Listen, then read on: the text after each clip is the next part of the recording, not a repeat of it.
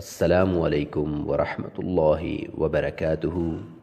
آپ دیکھ رہے ہیں پیغام ٹی وی۔ بسم اللہ الرحمن الرحیم۔ بخاری شریف جلد نمبر 1 باب نمبر 4۔ مسلمان وہ ہے جس کی زبان اور ہاتھ سے دوسرے مسلمان محفوظ رہیں۔